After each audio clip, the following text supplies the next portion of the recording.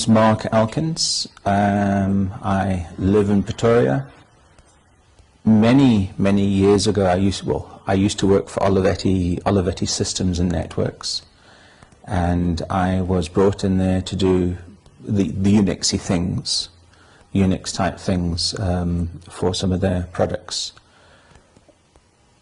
What I specialized in, I guess, is some of the. I was one of the first few people to start playing with UUCP. And I know Mike Laurie mentioned that in various things.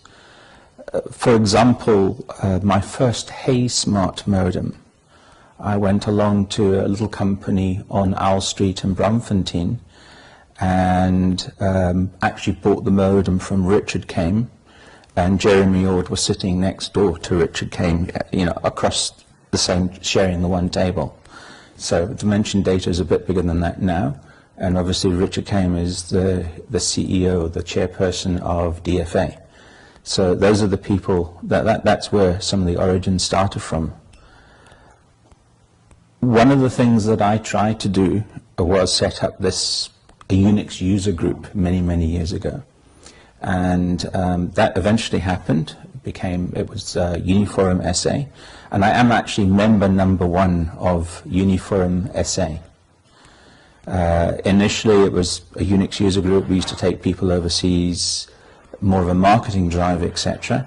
But even in those early days, I can remember at one exhibition in Dallas, there was a gentleman at the far end, and he was working for a company called UUNet, and he saw that I was South African, and then suddenly there was a great big, no, you can't talk to me, because we can't sell internet or internet connectivity to anyone from South Africa at the time.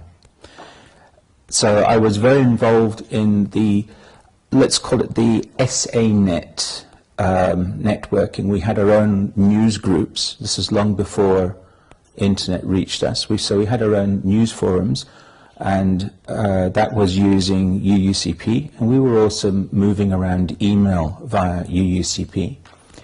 And I guess it was through using those sorts of services that I became aware of the academic people in South Africa, the people from Rhodes and stuff like that. And so eventually Mike Laurie was playing with PC Router, PC Root software. It was a lovely cheap solution for getting TCP IP packets from over long distance, using lease line modems or serial lines, etc. That was the time, I can remember then, back at Olivetti, we started playing with Ethernet cards, and the first Ethernet card was a 3C501, and it was a card, it was about that long. It was a full-length card in those days, and it used lots of different resources in a PC, but enabled that PC, that 286 or 8086 or whatever it was, to be accessible on the network. And then I can also remember running around and trying to get serial interface cards that had not the 8250 chipset, but the 16550 chipset, because it had a much bigger buffer, and therefore you could run the serial part of that not at just 9600, but at sort of 115-200 baud, so you could actually get it to move much better over, you move more data. But there we were working at 115-200. And where that came in from my point of view is I was able to prove that, well, working for Olivetti, we had these big machine, it had like 96 serial ports on the back, and the idea was to give RS-232 communications to lots of different terminals or PCs, mainly PCs, to Olivetti employees, but we weren't all in the same building. The solution at that time was to take individual ports into a multiplexer, into StatMux, a TDM mux, take it across a 64K line, and then undo that process on the far side, and then you'd have individual RS-232 cables going. By using PC root, what I was able to prove is that we could have a whole bunch of PCs on a network in one building, feed it into a PC router, take it across as 9600 or something like that, and then another PC router on the far side, and then plug it straight into the single or onto the network on the other side of the road. And suddenly we didn't need the stat mucks, we didn't need all these wires and cables, etc. It simplified the network. Quantum leaps in the internet industry.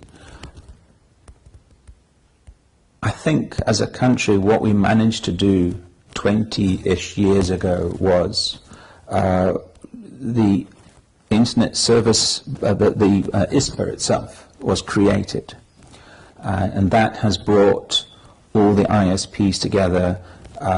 So for example, this is iWeek at the moment, and everyone meets and meets and greets. The ISPA brought about the exchange point. The exchange point, or exchange points, now have grown more and more, which has meant that because traffic could be kept local using the exchange points, and the domain name industry grew, then a lot of the domains that have been created with websites, etc., are also local. So, and that becomes a vicious circle. The more websites, obviously the more domains, the more traffic through the exchange point, and the more local content grows. What would make that change dramatically? I think the last big change that happened to the internet industry was when CCOM laid the first non-telcom cable into the country, and for the first time ever a person could buy not a half circuit but a full circuit from Johannesburg to London, where you can meet the rest of the internet and the rest of the world. That to me was a quantum leap. More leaps in that direction. I think what other enablers have there been? Initially, there were no licenses for an ISP. You just started up. That. I also ran an ISP, or run an ISP, and there was no business license for it or anything else. So you simply bought lines from Telcom and started providing internet service to people. Then I ended up being given a Deems VANS license. And then when the VANS license was then changed from being VANS to ENS, ECNS, and the Altec group challenged the minister to the point where everyone who, well, we ended up getting licenses which enabled us to literally set up our own networks without having to buy from Telcom. So we could lay our own, obviously with permission, lay your own fiber, but now we could light it ourselves. That made a huge difference. So we had 450, 500, or whatever it was, license holders. And the only thing that stops the ultimate explosion, where services can be given literally to the whole country, is lack of money, lack of funding. And what we're seeing now in the last year or so is that people are getting money and are starting to at least cherry pick with fiber to the home and fiber to the business and stuff like that. I believe that's going to expand, grow. The interesting effect of that is, although you might end up moving a lot more bandwidth in total, the international portion of that hasn't dramatically increased. It's not increasing at the same speed as local. So we have this amazing situation in South Africa where we can actually end up with a wonderful high-speed network locally if it was fiber. And most people will actually go to websites, domains, etc., which are local rather than international. And as we improve the local scenario here, it's the job of certain content delivery network providers to bring content paid for by some of these .com business domains, etc., to bring their content to a place where it can be closer to the customer. So, and that is happening. There's a company called Cloudflare that's brought their CDN through to the Terrico building near the airport in Johannesburg. As long as there's also the Google cache. Google themselves are actually paying for their own international lines, that Google cache, which means there's more of that international content actually locally available. So improving the local market with fibre in the ground, I think, is going to be the last big thing. Unfortunately, yes, the cities will always get done first. That's simply how things. It's the easiest, cheapest way to get the most people on quickly, but I'm sure that that will spread further and further afield into the community. Although, when I look at how much it costs or how much you can expect to get from different categories of people, citizens in the country, that's also, I don't know how that's going to work, whether the government would subsidize low-income families in order to have internet one day, I have no idea. One thing that I do believe in is that the internet is an amazing leveler. I love the quotation that someone else stated about the internet, that death and internet are the only two things that... Only two great levelers. Only two great levelers. I had never heard of that one before, yes. But I've always seen the internet as being an enabler or a leveler for society, and it's exactly why we had the Arab Spring in North Africa. When people have access to information, then they can better prepare themselves. And I believe this whole access to information it's a great thing. It makes it very difficult to people to tell us misinformation when we can find out the truth ourselves. So I'm all for getting internet out to the whole country. I believe that'll be great.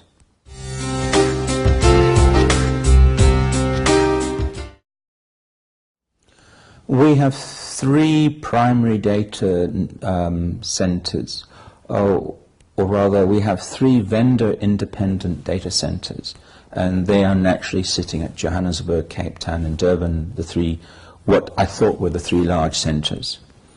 A quickie on that. I've always assumed Joburg, Durban, Cape Town, that was it. Whilst looking at stats for people buying domains, in fact, the Port Elizabeth area is bigger than Durban. So that will influence certain decisions. Perhaps a new data center should go there. For example, one of the things that I do is DNS training, domain name training, which happens twice a year. And that's been really kept to Johannesburg and Cape Town. So I suspect that I'll end up doing some more training also in Durban and in Port Elizabeth to help those areas, as that's where the business is from our point of view.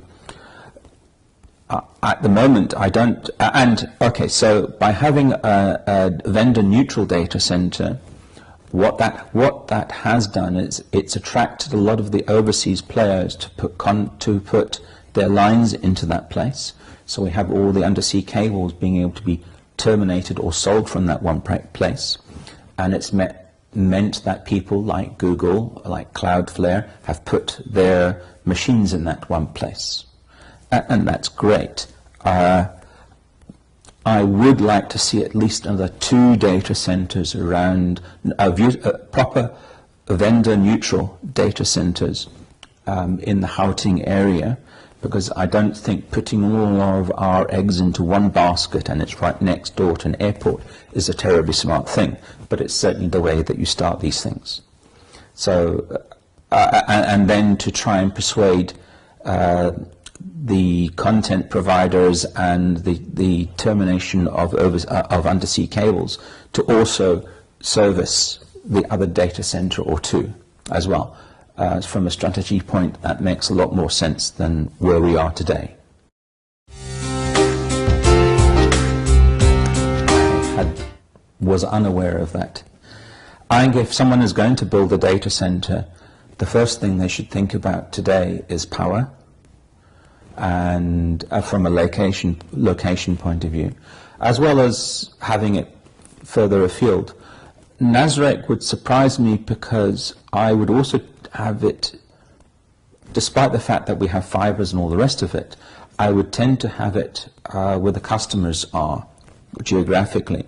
So personally, I would have looked at perhaps Centurion somewhere or something like that, or the other side of Johannesburg from the airport, somewhere on the western side of Johannesburg. That would seem more logical to me. And again, from an employment point of view, you're going to have normally people that know what they're doing in the data center looking after it, hopefully. And they, if they're good at their jobs, then they'll be well paid. If they're well paid, would they live near Nazareth and near that area? I'm not so sure. So I'm also a great believer of living close to where you work as well. Keep some of the pricing down at least. So. Well, my pet project is to do fibre to the home. I've been running an ISP longer than I've been running or been involved with CO.za. So that would be the right sort of thing to do. And allowing that business to grow, keep growing, etc. In other words, connectivity, I guess, for everybody is still what I'm looking for. I know I won't do connectivity for everybody, but I'm sure I can do my own small piece of the world.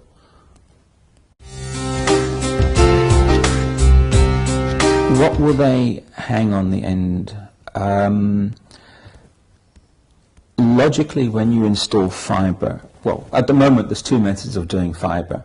One would be with GPON, which basically means that you're taking a whole fibre and giving only a small percentage of the bandwidth to every user. The advantage of that is you only have, well, you have less fibre in the ground. There's a disadvantage, is you're limiting your consumer to maybe 100, 150 megs. I don't think that's enough personally, and I would be looking at deploying what I would call an active Ethernet fibre, where everyone would effectively have their own dedicated light stream or fibre going into the home. So it can be lit at 1 gigabit today, and maybe 10 years down the line or whenever is necessary, it can be moved up to 10 gigs using the same fibre, just by changing the ends. And the way that I would probably do that would perhaps be using different coloured wavelengths, so I can have multiple customers down one fibre, but effectively they all have their own lambdas or wavelengths, so they could still get their full gigs. What would be running across that? Initially, yes, internet, voice, probably broadband voice if it was if it's available through the whole length of the network. I would see, let's say the whole of Pretoria East ended up with fibre to the home, then there should be no reason why voice over the network would not be free. Certainly from the guardhouse, unfortunately most of us live in these security villages nowadays, so from the guardhouse to any house that would be dedicated voice on the network. There might be reasons to have video from the gatehouse to the homeowner. They can push a button and allow the boom to come up or the gate to open late at night, perhaps when there's no guards around, or with a guardless system.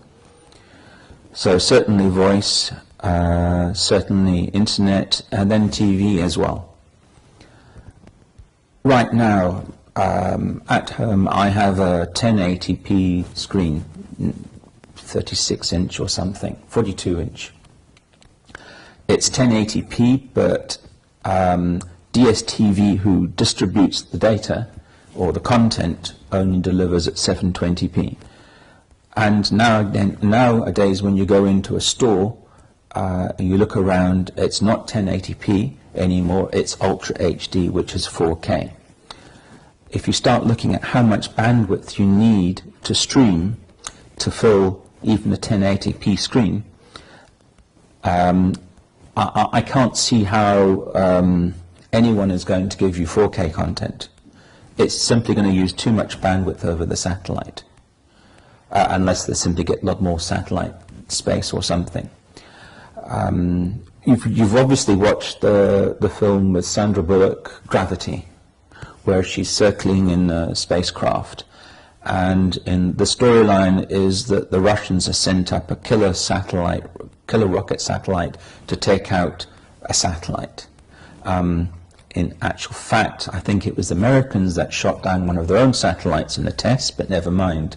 But what happens is then you have a lot of debris, which is true, and in reality, I think we use 3 different bands around the Earth.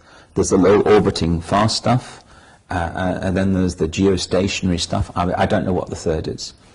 But there's all this geostationary stuff, and it has to sit in a very precise area. So actually in that area, space is very, very crowded.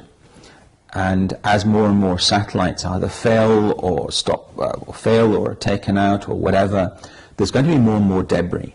And the more debris that there are more chances of more satellites being hit. And as more satellites generate more debris, there will be even more confusion in space.